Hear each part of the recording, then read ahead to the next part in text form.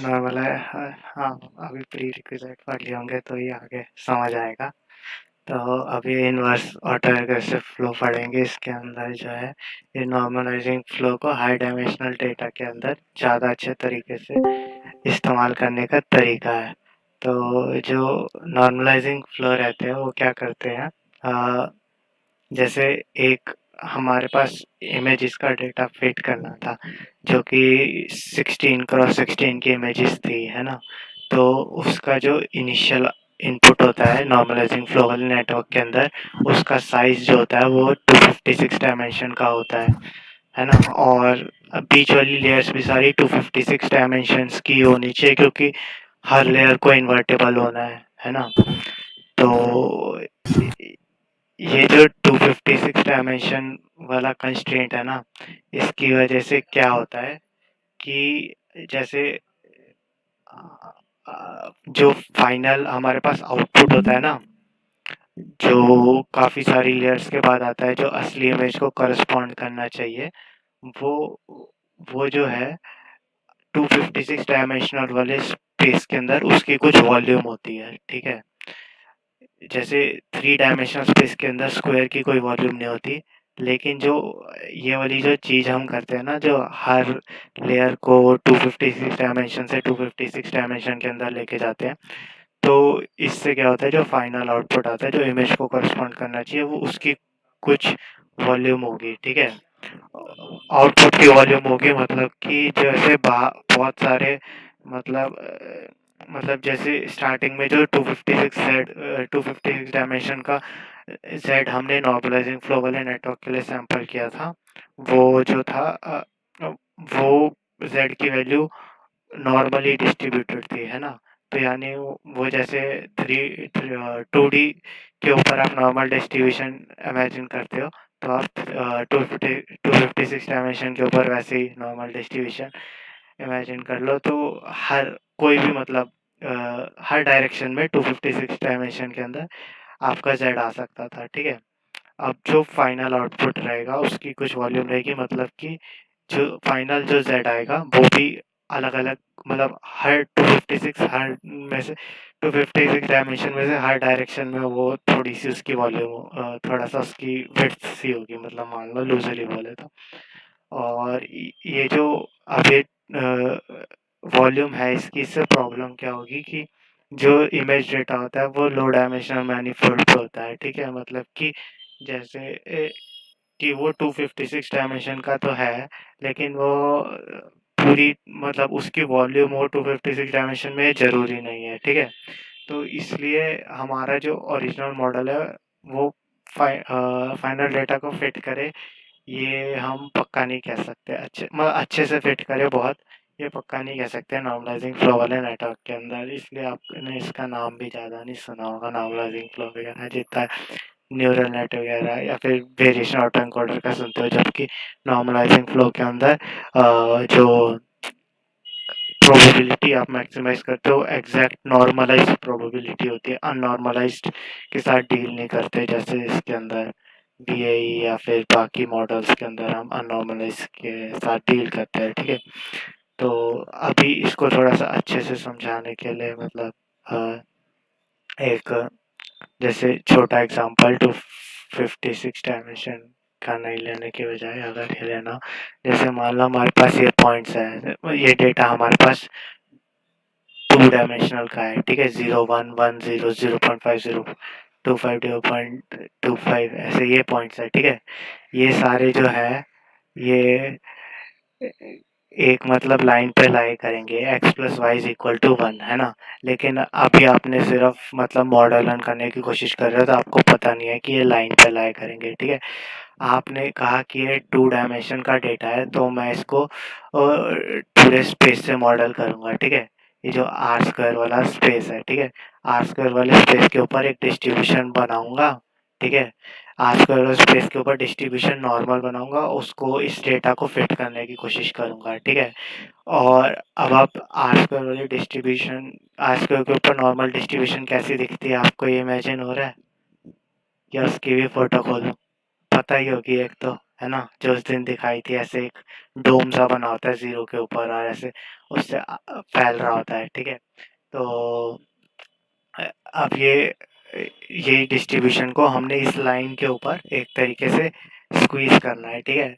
तो लेकिन इसमें प्रॉब्लम क्या है कि अब देखो कि आर स्क्वायर वाले पॉइंट से इधर इधर कोई भी पॉइंट से आप जब टू डायमेंशनल वाले जो आपका न्यूरल नेटवर्क है, जो ये आर स्क्वायर के पॉइंट लेके, जो कि नॉर्मल डिस्ट्रीब्यूशन में से सैंपल होंगे, आर स्क्वायर के पॉइंट उनको लेके ये लाइन के पॉइंट बनाने की कोशिश करेगा, है ना?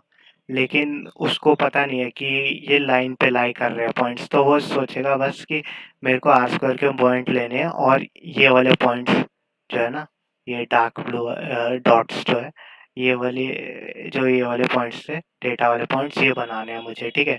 लेकिन बीच में लाइन होना उसको पता नहीं ज़रूरी है या नहीं अभी, ठीक है? तो अब ये क्या करेगा कि क्योंकि हर जो ट्रांसफॉर्मेशन है, जैसे एक आर स्क्वायर की ट्रांसफॉर्मेशन देखोगे, हर ट्रांसफॉर्मेशन जो है इन्वर्टेबल होनी चाहिए, है ना? जैसे एक नॉर्मलाइजिंग फ्लो वाला नेटवर्क है, वो क्या करेगा, पहले लीनियर ट्रांसफॉर्मेशन करेगा आर स्क्वायर वाले पॉइंट की, फिर उसके बाद नॉन लीनियरिटी लगाएगा, ठीक है? यानी अगर x1 x2 इनपुट जाएगा तो x1 x2 एक मतलब वेक्टर है x, तो उसका पहली लेयर जो है वो क्या काम करेगी, सिग्मा इंटू ए एक्स, ए जो उसकी है मैट्रिक्स है, ठीक है? ये पहली लेयर करेगी, अगली लेयर भी ऐसी करेगी, ठीक है? सारी लेयर्स मतलब क्या क्या कर रही है, linear transformation followed by non linearity, ठीक है? जब एक लीनियर ट्रांसफॉर्मेशन होती है आर स्क्वायर से, अगर आप उसको आर में ले जाओगे, है ना, यानी वन डायमेंशनल बना दोगे, है ना, तो वो इन्वर्टेबल नहीं रहती, ठीक है? ये बात पता है आपको सबको कि आर स्क्वायर से अंदर आर पे ले गए अगर आप, है ना, तो वो इन्वर्टेबल नहीं रहेगी। क्यों? क्योंकि जैसे आर स्क्वायर के अंदर इतने सारे पॉइंट्स हैं, ठीक है? जब आप उनको एक लाइन के ऊपर मैप करोगे, है ना, तो एक लाइन का जो आप एक पॉइंट देखोगे, इसमें आर स्क्वायर के बहुत सारे पॉइंट मैप होने पड़ेंगे, तभी वो एक लाइन पे आएगा। ये बात समझ आ रही है कि आर स्क्वायर की जब आप पूरे आर स्क्वायर को उठा के आर स्क्वायर के हर पॉइंट को इस लाइन पे किसी न किसी एक पॉइंट से मैप करोगे, है ना, ये मैप कौन करने की कोशिश करेगा, नॉर्मलाइजिंग फ्लो वाला नेटवर्क के। हम चाहते हैं कि वो ऐसा मैप करे कि इस पॉइंट को इस लाइन पे किसी पॉइंट के साथ मैप करे, इस पॉइंट को इस लाइन के ऊपर किसी पॉइंट के साथ मैप करे, ऐसे करे, है ना? तो जब वो ऐसा काम करेगा तो वो इन्वर्टेबल नहीं रहेगा, क्योंकि यहाँ पे इतने सारे पॉइंट्स हैं और लाइन के ऊपर कम पॉइंट्स है, तो लाइन के एक पॉइंट के कॉरेस्पॉन्डिंग प्लेन के काफ़ी सारे पॉइंट होने पड़ेंगे, यानी प्लेन के काफ़ी सारे पॉइंट्स एक ही पॉइंट पे लाइन को जाने पड़ेंगे, है ना? तो इसलिए वो इन्वर्टेबल नहीं रहेगा। तो यानी कि अब इन्वर्टेबल होने के लिए क्या ज़रूरी है कि वो पूरा एग्जैक्टली लाइन पे ना जाए, बस थोड़ा सा लाइन के मतलब जो जैसे ये सारे पॉइंट्स के ऊपर ये सारे पॉइंट्स इस लाइन पे मैप होने की ज़रूरत नहीं है ना? जैसे अगर आपको मतलब ये वाली ट्रांसफॉर्मेशन तो इन्वर्टेबल नहीं होगी कि जब आप आर स्क्वायर से आर के ऊपर लेके जा रहे हो। लेकिन अगर आपके पास ऐसा हो कि आपके पास एक बड़ा स्क्वायर है और इससे छोटा और एक छोटा स्क्वायर है, ठीक है? दोनों आर स्क्वायर के स्क्वायर है, ठीक है? एक मतलब ऐसे मान लो एक इतना बड़ा स्क्वायर है और एक 0.5 0.5 का स्क्वायर है, एक 1 क्रॉस 1 का स्क्वायर है, ठीक है? अब आपको क्या करने का मन है कि मैं हर 1 क्रॉस 1 के स्क्वायर को पॉइंट को हर 1 क्रॉस 1 के स्क्वायर के पॉइंट के कॉरेस्पॉन्डिंग उसको एक 0.5 0.5 के स्क्वायर का एक पॉइंट असाइन कर दूं, तो आप ये इन्वर्टेबल तरीके से कर सकते हो। आप सिंपली क्या करो कि 1 क्रॉस 1 के स्क्वायर के अंदर जो भी पॉइंट है उसके कुछ भी कोऑर्डिनेट होंगे x, y, ठीक है? तो अब आप उसको क्या करो, ट्रांसफॉर्म कैसे करो, x, y के पॉइंट को ट्रांसफॉर्म कैसे करो, x/2 y/2 का पॉइंट बना दो, ठीक है? तो अब ये 1 क्रॉस 1 के स्क्वायर के अंदर कोई भी पॉइंट हो, अगर आप उसको ये वाला ट्रांसफॉर्मेशन करो कि इसकी दोनों कोऑर्डिनेट हाफ कर दो तो वो 0.5 0.5 के स्क्वायर के अंदर आ जाएगा, ठीक है। तो अब इससे मैं कहना क्या चाह रहा हूँ कि अगर आपके पास कोई स्क्वायर वाली और मतलब वो इन्वर्टेबल तरीके से आएगा, है ना, कि 0.5 का कोई भी पॉइंट लो, उसके कॉरस्पॉन्डिंग 1 का 1 के स्क्वायर का कोई भी मतलब जो ओरिजिनल पॉइंट था वो आप बना सकते हो, बस 2 से मल्टीप्लाई कर दो दोनों कोऑर्डिनेट, है ना। तो अब इससे चीज़ क्या हुई कि जो भी आपके पास मतलब अगर आपको आपके पास कोई मतलब इससे एक थोड़ी-सी मतलब ये तो अभी मैंने 1 क्रॉस 1 के 0.5 से 0.5 के स्क्वायर्स के अंदर डाला था, घुसेड़ा था किसी तरीके से, ठीक है। लेकिन आप 2 के स्क्वायर को भी 0.5 क्रॉस 0.5 के स्क्वायर के अंदर घुसेड़ सकते हो, बस डिवाइड बाय 4 कर देना, ठीक है। ऐसे ही इन्फिनिट ये स्केलिंग बता रहा हूँ ना, स्केलिंग कर रहे हैं ना तो हाँ, ये एक। स्केलिंग कर रहे हैं, लेकिन मैं बता रहा हूँ कि इन्वर्टेबल तरीके से पॉइंट्स मैप हो रहे हैं, ठीक है। और मैं ये पूछ रहा था जैसे सारे पॉइंट्स तो एक लाइन पे नॉर्मलाइज कर रहे हैं जैसे आप, और स्केलिंग से क्या रेफरेंस है, मतलब अभी वो उस पे नॉर्मलाइजिंग। ला रहा हूँ, उस पे ला रहा हूँ, ठीक है। कि हाँ, कि अभी तो इसका इससे हम एक जनरल तरीका बता सकते हैं कि ये जनरल रिजल्ट में बहुत मतलब ये जैसे स्क्वायर बड़ा करते जाओ तो मतलब आप पूरे आर स्क्वायर के स्पेस को आप किसी भी छोटे से रीजन के अंदर रीजन होना चाहिए, मतलब उसका एरिया होना चाहिए, ठीक है। लाइन के पॉइंट्स के ऊपर आप नहीं मैप कर सकते, किसी छोटा सा आपके पास रीजन हो तो उसके अंदर 1 to 1 मैपिंग बना सकते हो, 1 to 1 इन्वर्टेबल मैपिंग। फिर दोबारा बोल रहा हूँ कि पूरे एक हमारे पास पूरा आर स्क्वायर है और एक आर स्क्वायर का छोटा सा कहीं रीजन है जिसके पास एरिया है ना। इन दोनों के बीच में 1 to 1 मैपिंग बन सकती है, ठीक है। तो अब क्या होगा कि हमारे ओरिजिनल केस में जब हमारे पास पूरा आर स्क्वायर है और हम उससे लाइन के ऊपर हम मैपिंग नहीं बना पा रहे हैं, ठीक है। लाइन के ऊपर मैपिंग नहीं बना पा रहे, लेकिन लाइन के अराउंड आप छोटा सा पतला सा रीजन ले लो, ठीक है।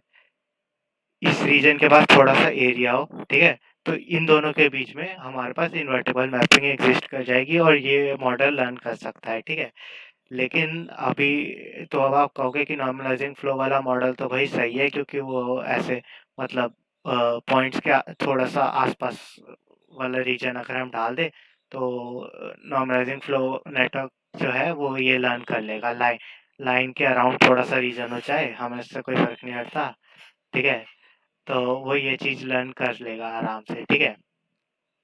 लेकिन अब इसमें 2 प्रॉब्लम आएगी फिर दोबारा नॉर्मलाइजिंग फ्लो वाले नेटवर्क के अंदर। एक तो है कि ये जब वो थोड़ा-सा रीजन डालोगे पॉइंट के आसपास तो आपकी जो इमेजेस है ना, जैसे इमेज डेटा पे फिट करोगे तो वो ब्लरी होने लगती है, ठीक है। दूसरी प्रॉब्लम है कि जो ये 2 पॉइंट है मान लो, ठीक है। इन दोनों पॉइंट के बीच में नॉर्मलाइजिंग वाले फ्लो वाले नेटवर्क को पता नहीं है कि ये लाइन है या नहीं है, ठीक है। अब उसकी नेचुरल टेंडेंसी क्या है, ठीक है। नेचुरल टेंडेंसी मतलब जिस वेट्स पे इनिशियलाइज होगा उसके करीब कौन से वाले वेट्स है जो आर स्क्वायर से पतले से रीजन के अंदर मैप करे जो लाइन के अराउंड है, या फिर जो आर स्क्वायर से आर स्क्वायर के अंदर ही मैप करे, है ना। जो आर स्क्वायर से आर स्क्वायर के अंदर मैप करेंगे वही वाले जो है वो उसके करीब ही हम इनिशियलाइज करते हैं, ठीक है। तो इसलिए उसको बीच वाले रीजन में अपना रीजन को लाइन के करीब पतला करना है, ये नेटवर्क के अंदर वो लर्न नहीं कर पाता, ठीक है।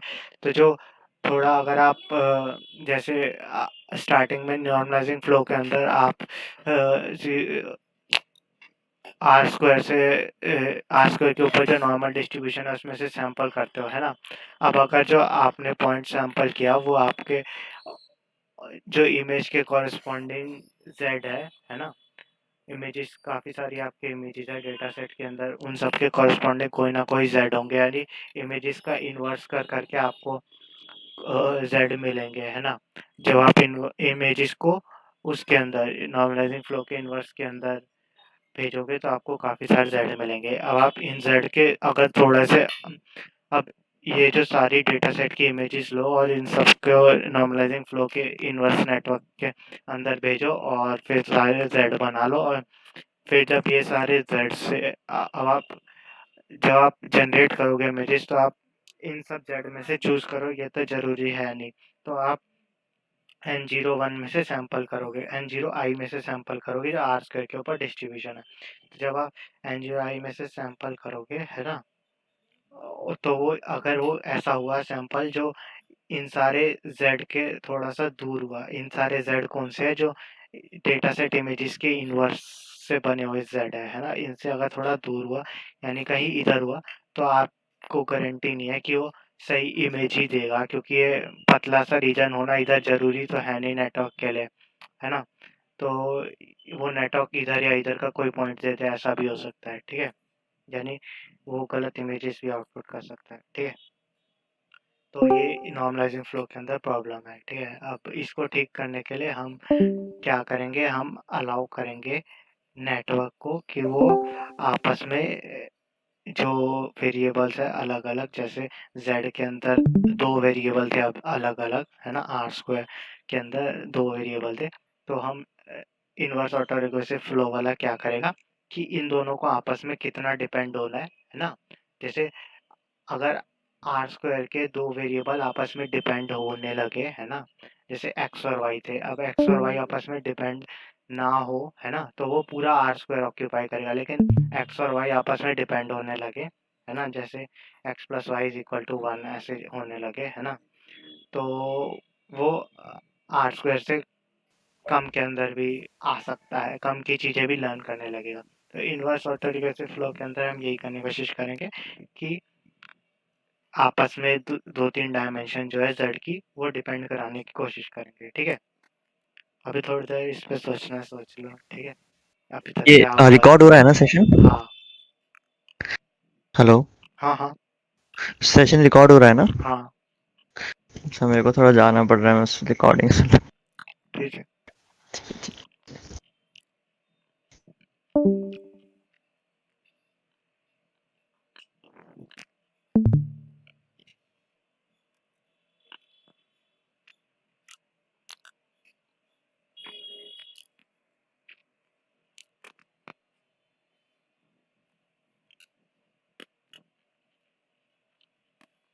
अभी तक जो बताया उसमें कुछ पूछना।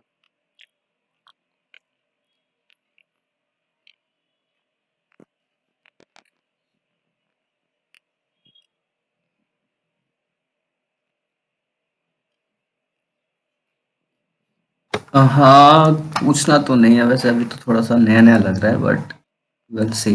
ऑटो एनकोडर्स पढ़ा था, एनएफ तो मैं सर्च कर रहा था, कुछ ढंग का मिला नहीं एनएफ इजीली वे में।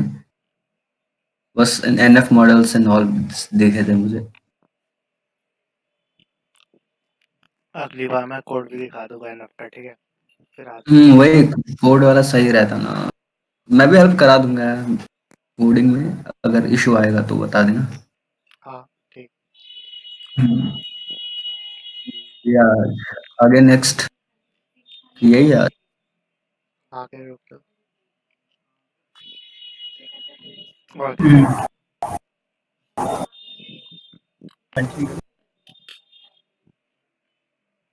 हेलो। हाँ।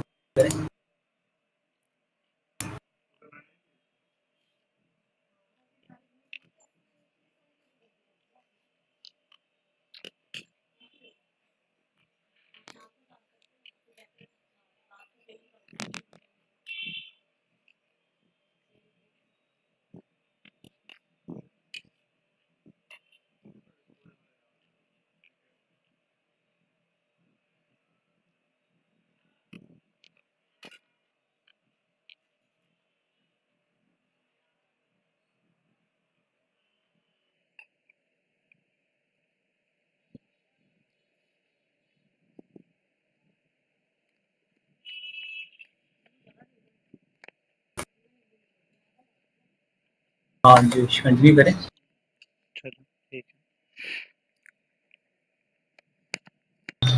तो अब ये डिपेंड कैसे कराएंगे, ऑटो रिग्रेसिव तरीके से कराएंगे और ऐसे करेंगे ये तरीका बता रहा हूँ। पहले हमारे जैसे इमेज थी जो कि कितने डायमेंशन की थी, 256 डायमेंशन की, ठीक है। उसको पहले हम सिंपल वही करेंगे जो पहले कर रहे थे। हम 256 डायमेंशन का n0i में से एक वेक्टर सैंपल करेंगे, ठीक है। वो z0 है, ठीक है। फिर हम z0 को ऑटोग्रेसिवली ट्रांसफॉर्म करेंगे, ऐसे z0 z1 चलते चलते ztx तक बन जाएगा, ठीक है। तो ये हो जाएगा, मतलब ऐसे चलेंगे अभी, ठीक है। अब ये एग्जैक्टली ट्रांसफॉर्मेशन क्या होगी अब बताऊंगा, ठीक है। ये क्या है कि जैसे z0 जो है वो 256 डायमेंशन का वेक्टर है, ठीक है। तो ये जाएगा एक LSTM के अंदर, ठीक है। LSTM जो है वो नए 256 स्टेप्स चलेगा, ठीक है। हर स्टेप पे वो एक एक नंबर लेता जाएगा, जो z0 के अंदर 256 नंबर्स है ना, उसका एक एक नंबर लेता जाएगा हर स्टेप पे LSTM जो है। और हर स्टेप पे 2 नंबर्स आउटपुट करेगा, ठीक है। वो होंगे, उसका नाम होगा, एक का नाम होगा म्यू आई, दूसरे का नाम होगा सिग्मा आई, ठीक है। तो अब ये जो जे जे Z1 का ith एलिमेंट जो है वो ऐसे बनेगा, ठीक है। Mu i sigma I into Z0 आई, ठीक है। और ये Z0 आई जो है ये कहाँ से N01 में से सैंपल हुआ आया हुआ है, ठीक है। ये सिंगल नंबर है जो N01 में से सैंपल है। Z0 जो था वो N0i में से सैंपल था, ठीक है। तो ऐसे ट्रांसफॉर्मेशन किया है, ठीक है। Z0 से Z1 बना चलते, मतलब फिर दोबारा जब Z1 पूरा बन जाएगा तो फिर Z1 के 256 नंबर्स को एक LSTM में एक एक करके भेजेंगे, ठीक है। LSTM 256 स्टेप चलेगा फिर दोबारा, और वो LSTM हर स्टेप पे 2 नंबर्स आउटपुट करेगा, म्यू और सिग्मा। और जिस स्टेप पे उसने, जैसे ith स्टेप पे उसने mu i sigma I output किया, तो ith स्टेप के इनपुट के साथ उसका सिग्मा आई मल्टीप्लाई होगा, ऐसे यहाँ पे Z1i हो जाएगा, इधर Z2i हो जाएगा, ठीक है। और ऐसे मतलब ये ट्रांसफॉर्मेशन है। अब इस ट्रांसफॉर्मेशन को चेक करना है कि इन्वर्टेबल है या नहीं, है ना। तो एक बार सोच लो इन्वर्टेबल है या नहीं, कैसे करोगे इन्वर्स। इन्वर्स मतलब कि Z1 से Z0 कैसे बनाओगे, बन जाएगा ना।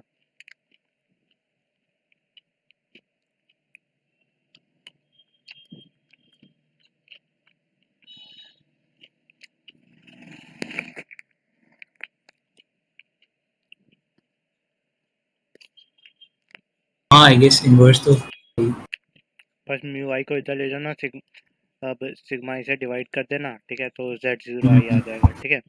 लेकिन म्यू आई सिग्मा आई आपको याद रखने पड़ेंगे फॉरवर्ड पास के अंदर, या फिर क्या करोगे, मतलब फिर दोबारा हो सकते कैलकुलेट।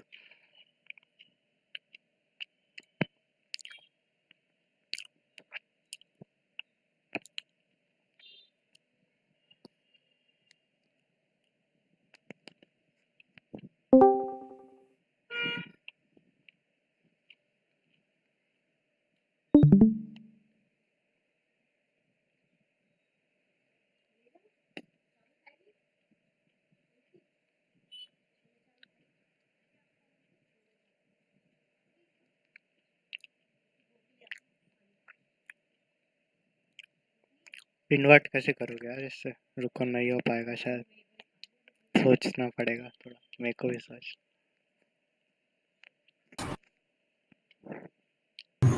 क्यों अगर Z1 गिवन है तो उससे उसकी कॉरेस्पॉन्डिंग मतलब इसी उसके इक्वेशन की लिए बेसिस Z0 निकालने के लिए म्यू और सिग्मा चाहिए होगा, है ना। हाँ और म्यू और सिग्मा तो Z0 पे डिपेंडेंट है। बट वो तो फॉरवर्ड पास के टाइम कैलकुलेट होगा। लेकिन हम फॉरवर्ड पास करते ही नहीं है, मतलब नॉर्मलाइजिंग फ्लो के अंदर हम सीधा इन्वर्स नेटवर्क बनाते हैं, उसको ट्रेन करते हैं, और फिर जनरेशन के टाइम पे जो इन्वर्स नेटवर्क होता है उसका ही इन्वर्स नेटवर्क कैलकुलेट करते हैं और फिर जनरेट करते हैं सीधा। तो ओके फॉरवर्ड पास तो कुछ होता नहीं, मतलब इसके अंदर सीधा इन्वर्स वाला नेटवर्क ही बनेगा। अभी ये फॉरवर्ड, बट इन्वर्स करने की जरूरत है। हाँ हाँ, नॉर्मलाइजिंग फ्लो तभी तो होगा, प्रोबेबिलिटी तभी कैलकुलेट होती है ना, जब वो अच्छा, जो change of last time variable, लिखा था। Change of variable hmm, theorem में इन्वर्स की जरूरत पड़ेगी। हम्म।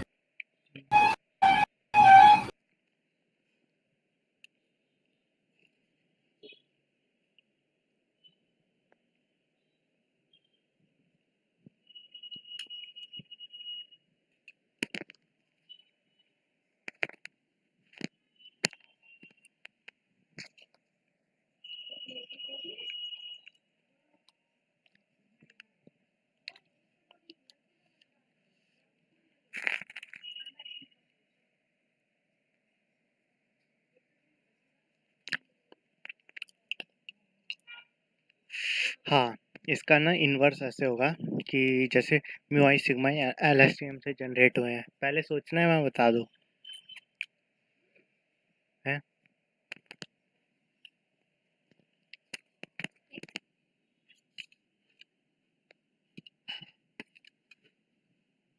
आई गेस बता दो। ये घर पे सोच लेना, मतलब थोड़ा घर पे, मतलब जो खत्म हो जाएगा। ये मतलब इस चीज पे डिपेंड करेगा कि जो एलएसटीएम की पहली हिडन स्टेट होती है ना, मतलब जो एलएसटीएम पहला नंबर आउटपुट करेगा, है ना, वो किसी पुरानी चीज पे डिपेंड नहीं करेगा।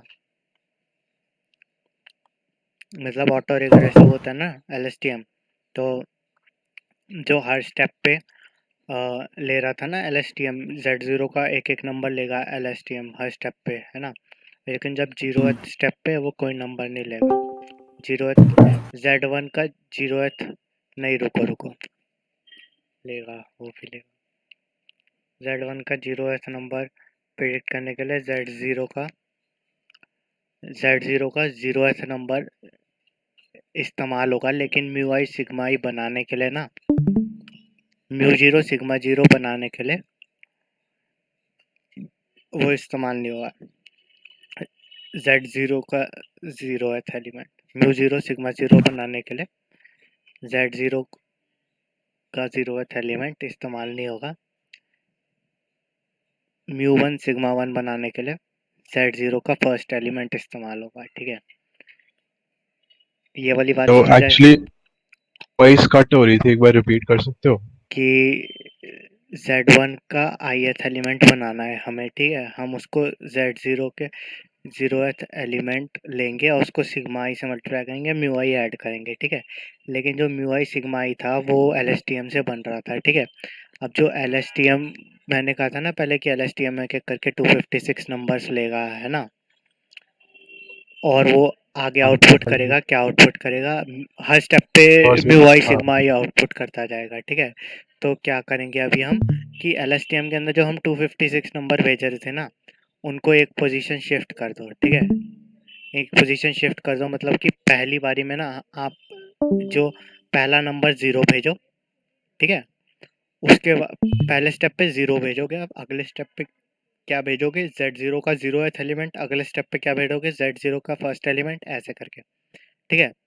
ऐसे जब भेजोगे तो आपका जो पहले स्टेप पे एलएसटीएम जो म्यू आई सिग्मा आई आएगा ना, वो डिटर्मिनेट आएगा, ठीक है। मतलब वो Z0 पे डिपेंड नहीं करेगा, ठीक है। पहले पहले जो पहला जो आएगा म्यू आई और सिग्मा आई, ठीक है।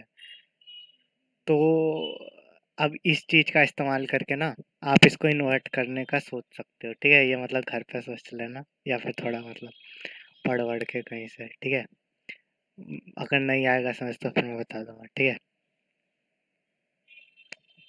अभी इस चीज पे बेस्ड है ये, पता चल गया किस चीज पे बेस्ड है, कि mu zero sigma zero Z0 के जीरोथ एलिमेंट पे डिपेंड नहीं करेगा।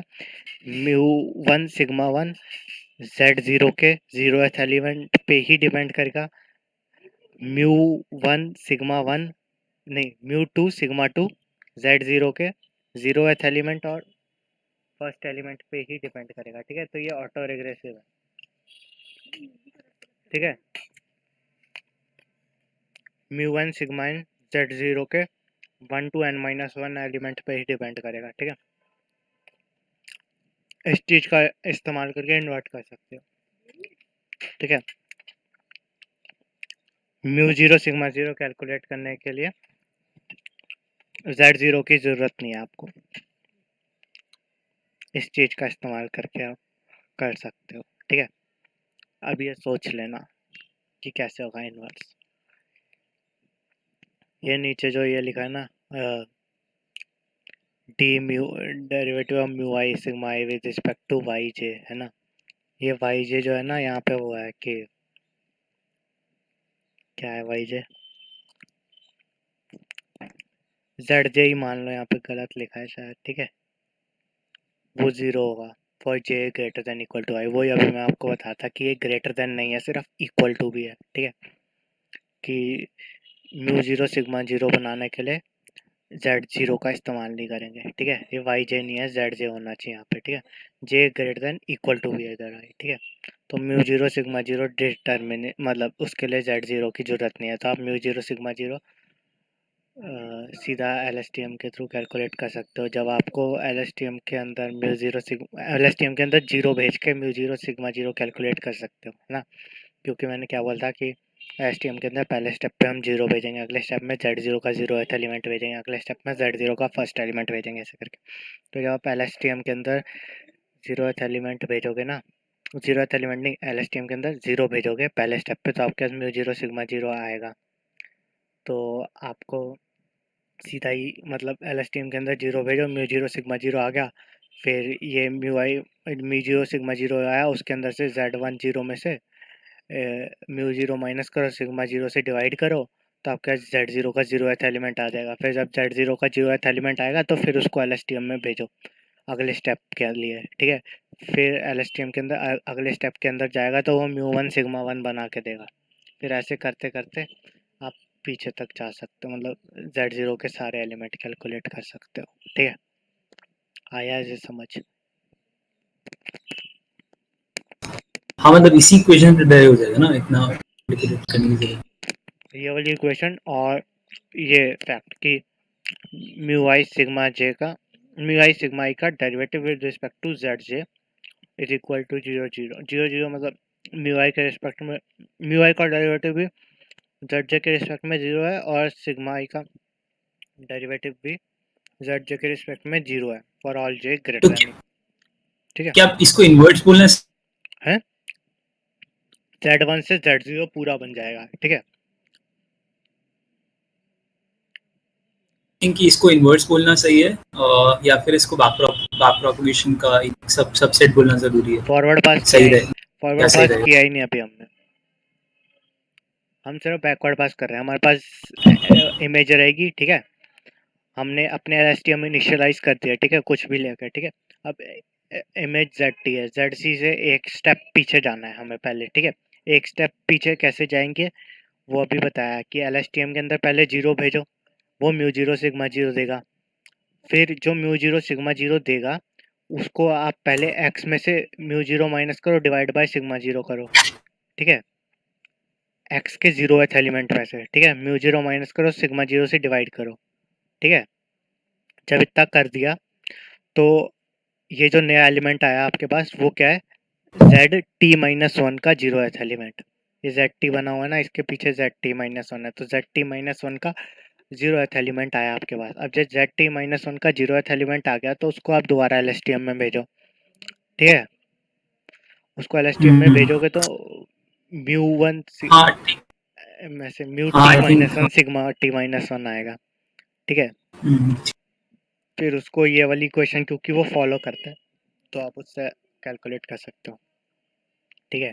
ओके यार, बाकी लोग को भी डाउट है तो पूछ सकते हैं, मतलब this is more of an interactive session rather than a broadcast, so since it's a small group it will be easier to learn from each other, तो ठीक है, कंटिन्यू।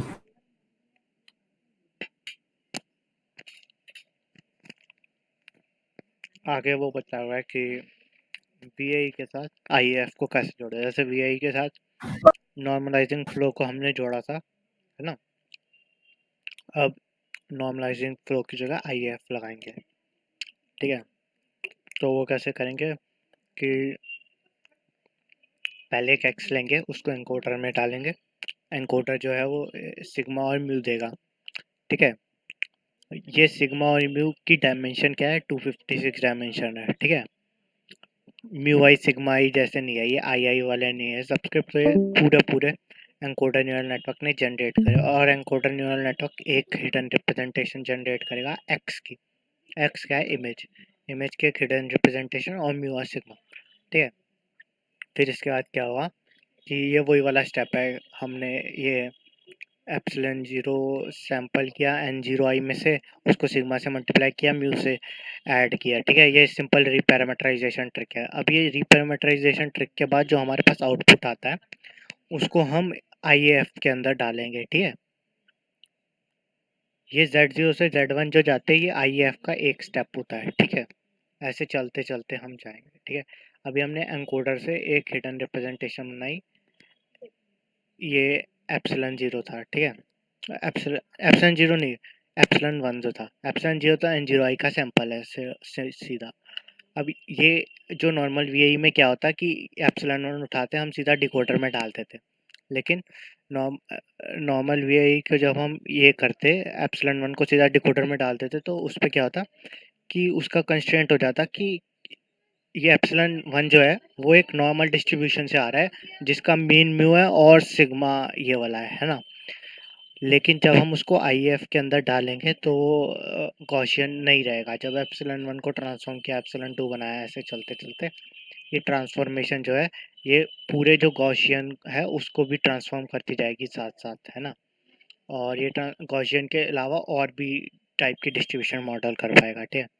तो अभी एप्सिलॉन 1 को IAF वाले स्टेप में भेजा। IAF वाला स्टेप क्या करता है? ये करता है कि एप्सिलॉन लेगा, एप्सिलॉन जो भी आ रहा है पीछे से वो लेगा, है ना। इसको इसको वो कंसिडर करेगा Z0, ठीक है। ये इसका Z0 है, तो ये ऑटो रिग्रेसिव न्यूरल नेट क्या है? LSTM है। ये हर स्टेप पे मतलब ये स्टेप बाय स्टेप चलेगा, ठीक है। और हर स्टेप पे क्या करेगा? इनपुट क्या लेगा? पहले स्टेप पे इनपुट क्या लेगा? H लेगा और 0 लेगा, ठीक है। H लिया और 0 लिया और एक सिग्मा और एक म्यू बनाया, ठीक है। फिर अगले स्टेप पे क्या करेगा? H लेगा इनपुट और क्या लेगा? एप्सिलॉन 0, एप्सिलॉन का 0th एलिमेंट, ठीक है। तो एप्सिलॉन 1 इधर गया इसके अंदर, तो एप्सिलॉन 1 का 0th एलिमेंट लेगा, ठीक है। H को और एप्सिलॉन 1 के 0th एलिमेंट को कॉन्कैटिनेट करेगा, LSTM के अंदर भेजेगा, फिर सिग्मा 1 म्यू 1 निकालेगा, ठीक है। ऐसे करते करते ये आगे के सिग्मा भी म्यू भी निकालेगा, ठीक है। फिर जो 0th स्टेप का सिग्मा और 0th स्टेप का म्यू है उसको एप्सिलॉन 1 के 0th एलिमेंट से मल्टीप्लाई करके और ऐड करके अगला एप्सिलॉन बना देगा, जैसे इधर हो रहा था, ठीक है। ये वही सेम चीज़ है, बस उसको ऐसे फोटो में दिखाया हुआ है, ठीक है। ये auto regressive neural net step by step चल रहा है, ठीक है। और ये एक एक एलिमेंट एप्सिलॉन के H के साथ कॉन्कैटिनेट करके ले रहा है इनपुट के अंदर, और एक एक सिग्मा म्यू जनरेट करी जा रहा है, ठीक है। जब एप्सिलॉन 1 से पूरा एप्सिलॉन 2 बन जाएगा, ये 256 डायमेंशन की चीज़ से ये 256 डायमेंशन की चीज़ बन जाएगी, तो ये IAF का एक स्टेप कंप्लीट हो जाएगा, ठीक है। फिर अगला IAF का स्टेप भी कर सकते हैं, इसके अंदर सेम मैच जाएगा लेकिन एप्सिलॉन ये वाला जाएगा, ठीक है। ऐसे करते करते आपके पास फाइनल जो रिप्रेजेंट आएगी काफ़ी सारे स्टेप्स के बाद, जितने मर्जी आप कर लो, फिक्स होंगे वो एक मॉडल के लिए। जब फिक्स हो जाएगा, जब ये रिप्रेजेंटेशन आएगी एक, ये जो Z है इसकी प्रोबेबिलिटी आप कैलकुलेट कर सकते हो, ठीक है। जैसे कि आप एप्सिलॉन 1 की कर सकते थे। और ये जो Z आया है ये गॉसियन से होना ज़रूरी नहीं है। अब इस Z को आप डिकोडर के अंदर भेजोगे और फिर आपका VAE बन जाएगा IAF के साथ, ठीक है। अब ये VAE आई मतलब अच्छा है IAF से, ठीक है। और ये इक्वेशंस में लिखे है वही चीज़ें जो बताई थी अभी, है ना। इक्वेशन पढ़ लो। और ये एक न्यूमेरिकली स्टेबल वर्जन है इक्वेशन की, इसमें बस मतलब सिग्मोइड वगैरह लगाया है क्या एक्स्ट्रा यहाँ पे, म्यू सीधा नहीं बनवा रहे। मतलब ये इसलिए सिग्मोइड ताकि वो ये जो गॉसियन का सिग्मा हो वो 0 के ज़्यादा करीब ना पहुँच जाए, बस इसलिए। अब ये मतलब ये जो सिग्मा बार बार प्रेडिक्ट हो रहा है ना, ये सारे 0 के करीब ना पहुँचने लगे, इसलिए मतलब ज़्यादा बड़े ना हो जाए या ज़्यादा छोटे ना हो जाए, इसलिए ये सिग्मोइड लगाए हुए हैं, ठीक है। स्टेबल बनाने के लिए ये तरीके को, ये जो है इक्वेशंस वाला, इक्वेशंस पढ़ लो एक बार, ठीक है। फिर ये न्यूमेरिकली स्टेबल तरीका भी देख लेना। ठीक है।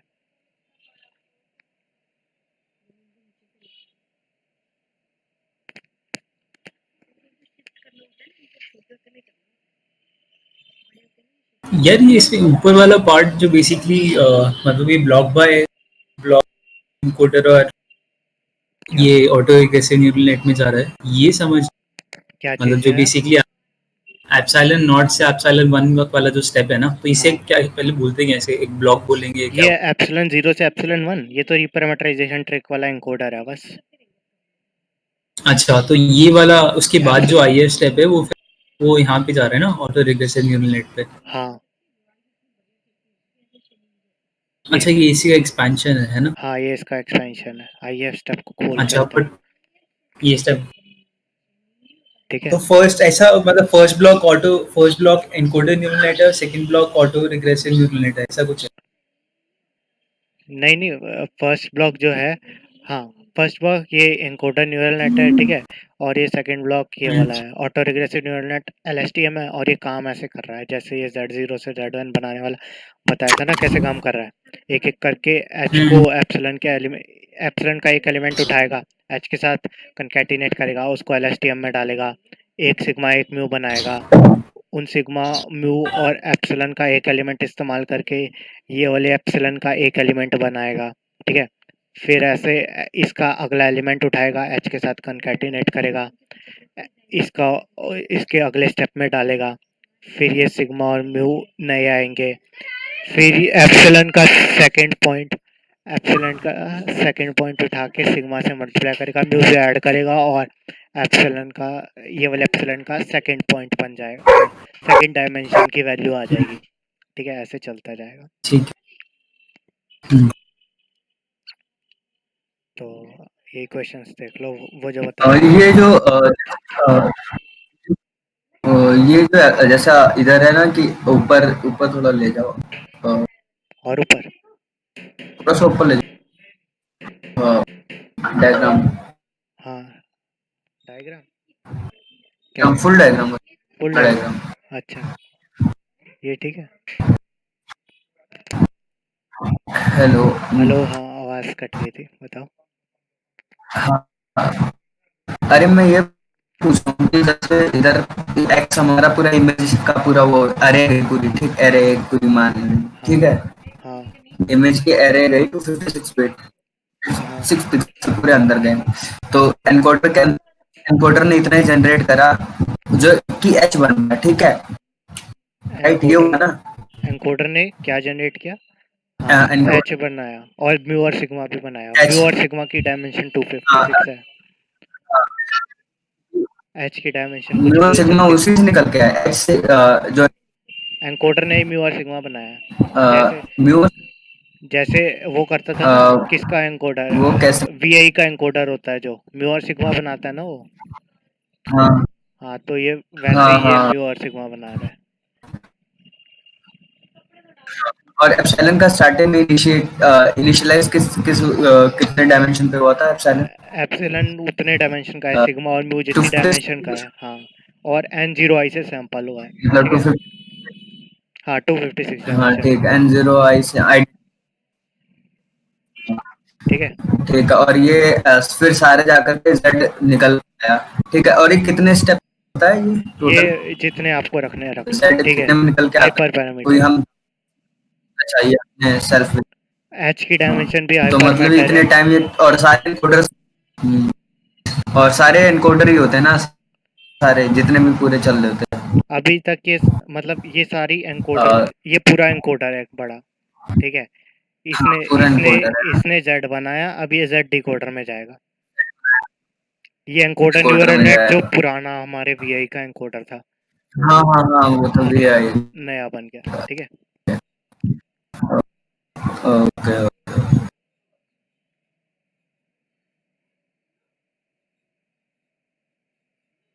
ठीक है।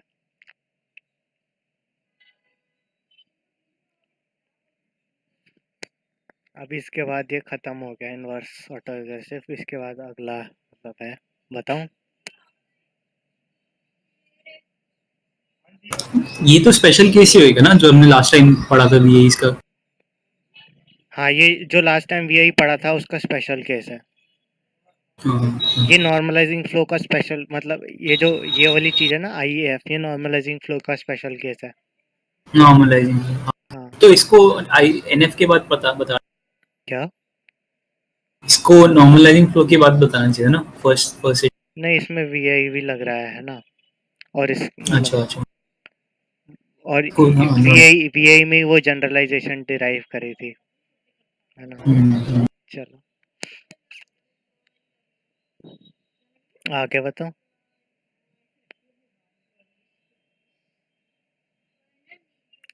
पूछना कुछ ही क्वेश्चन वगैरह पढ़ लो। इसमें एप्सिलॉन जो है ना, ये जेड मतलब जेड जैसा है, ठीक है।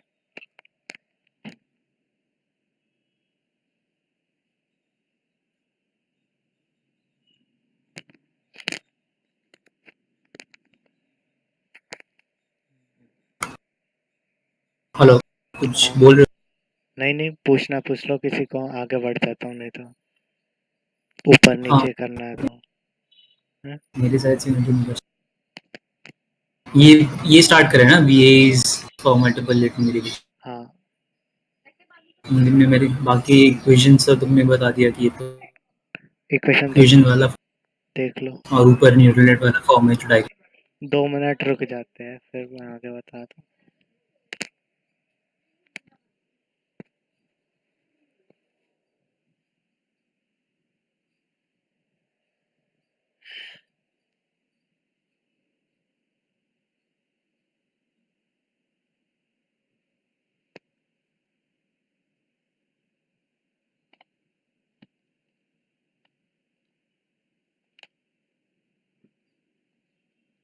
यार ये जो मैं थोड़ा थोड़ा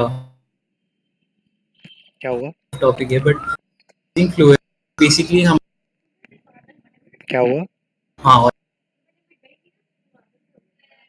हेलो, आवाज कट गई। हाँ बस हाँ ही सुनाई दे रहा है। टाइप कर दो, नहीं तो आवाज नहीं आ रही आपकी।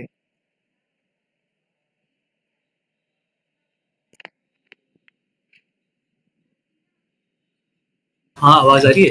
हाँ, बारी आवाज बताओ। सो आई एम आस्किंग ये ये हमारे स्पीच के अलावा और कहाँ, ये मतलब आई एम अज्यूमिंग ये फंडामेंटल वर्क है बट ये सिंस ये special, so I am trying to क्या? ग्रास्प मतलब द यूटिलिटी किस चीज के अंदर? स्पीच के अलावा और मतलब किस किस स्पेसिफिक केसेस में यूज होता है, जैसे स्पीच में तो यूज होता ही है ना नॉर्मलाइज। हर टाइप के डेटा में हो जाएगा। जैसे वेरिएशनल ऑटो एनकोडर है, वो किसी पे भी किसी हाँ डेटा पे भी हो जाएगा, है ना। तो नॉर्मलाइजिंग फ्लो भी किसी भी डेटा पे हो जाएगा। ज्ञान भी किसी भी डेटा पे हो जाता है ना। बस मतलब थोड़ा ऐसा नहीं कि आप वो क्या, जो मतलब बहुत ही कुछ ऐसे, जैसे वो होता है ना, कौन सा होता है, टाइटैनिक वाली प्रॉब्लम होती है, उसके ऊपर ज्ञान लगाने लग गए तो उसका कोई फायदा नहीं, है ना।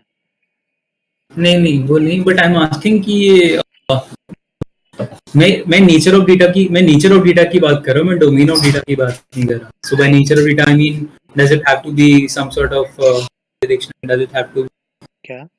हाई डिमेंशनल, तो वो नेचर ऑफ डेटा क्या है जिसपे ये nature of data, hmm, nature data जिस पे न्यूरल नेट अच्छा लर्न करता है उस सब पे, ठीक है। जिन पे न्यूरल नेट अच्छा काम करते हैं उन सब पे। और ये जो आईएएफ है ना, ये डिपेंड कैसे करवा रहा है पिछले वाले वेरिएब मतलब जैसे इसमें बताया था इधर, ये स्क्वायर मतलब आर स्क्वायर से जैसे एक्स प्लस वाई मतलब जैसे जैसे एक्स कोमा वाई जो है वो हर पॉइंट को रिप्रेजेंट करता है। और दो जब अपने इनपुट के 2 डायमेंशंस को आपस में रिलेट कैसे कर रहा है आईएएफ, ये पता चल रहा है ना। ये आईएएफ वाले स्टेप हाँ, थे, डिपेंडेंसी बता रहा है ना।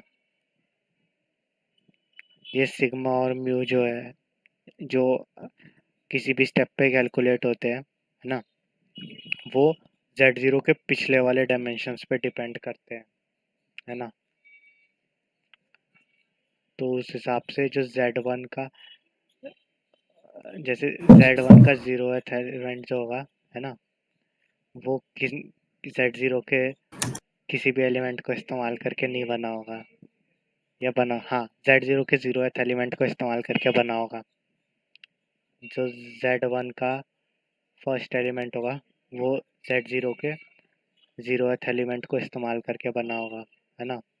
नहीं, Z0 के, हाँ, रुको, Z1 का जो फर्स्ट एलिमेंट होगा वो Z0 के 0th और फर्स्ट एलिमेंट को इस्तेमाल करके बना होगा। ये समझ आया?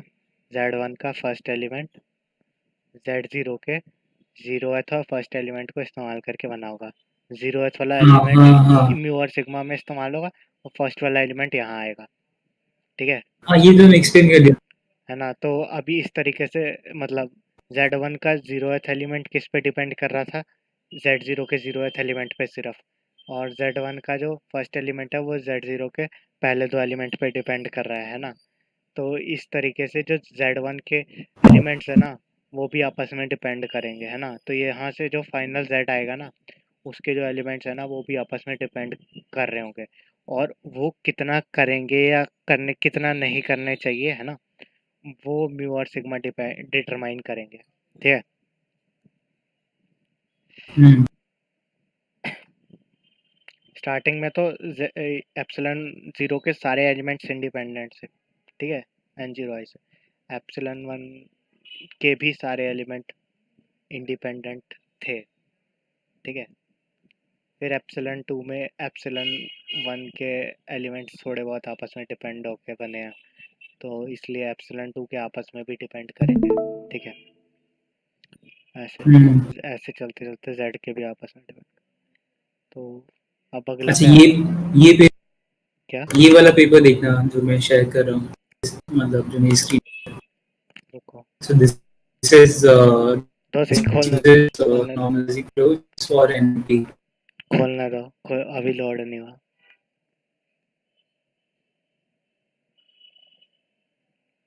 हाँ, अरे चला गया।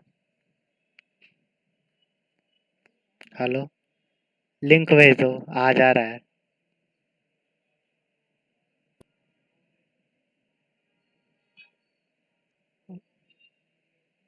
हेलो,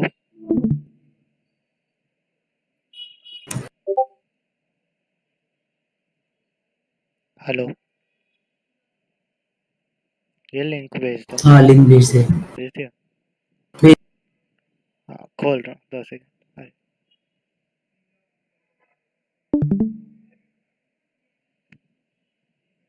हाँ, इसमें कहाँ क्या हुआ, variation new machine translation with, हाँ ये मैंने, अच्छा चलो बताओ क्या हुआ इसमें।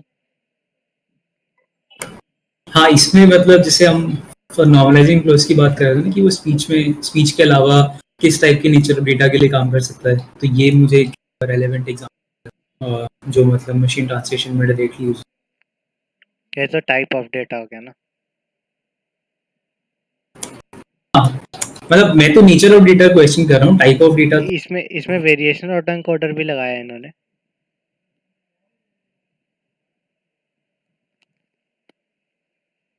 हाँ, यूज, मतलब वो तो स्पेशल केस है ना, वेरिएशन ऑटो एनकोडर लगाया का क्या मतलब है, नॉर्मलाइजिंग फ्लोज लगाया मतलब स्पेशल केस ऑलरेडी। तो आई डोंट गेट दिस। मतलब variation auto encoder normalising flow दोनों लगाया ना इन्होंने इसमें।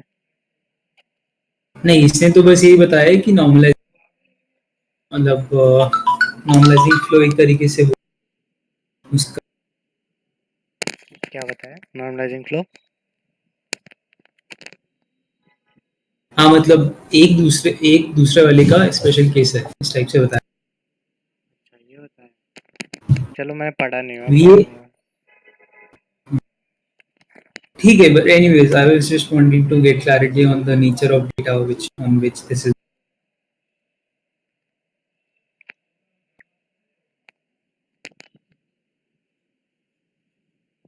ठीक है, कंटिन्यू। और पूछना कुछ?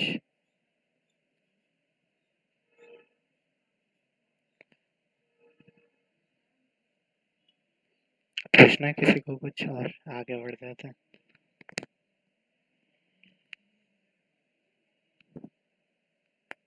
Hello hello.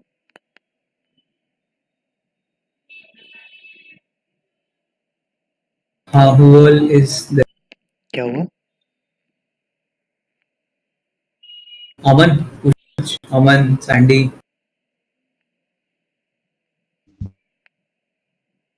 आवाज नहीं आ रही। तो हाँ आवाज आ रही है। आवाज कट रही थी, क्या बोल रहे हैं? कुछ नहीं बोल रहे, पता नहीं। तो हेलो हेलो, आ रही है आवाज? अब टाइप। आवाज आ रही है। हाँ टाइप कर दो अगर किसी की मतलब आवाज नहीं आ रही तो, जो पूछ अब रहे थे। आवाज क्लियर आ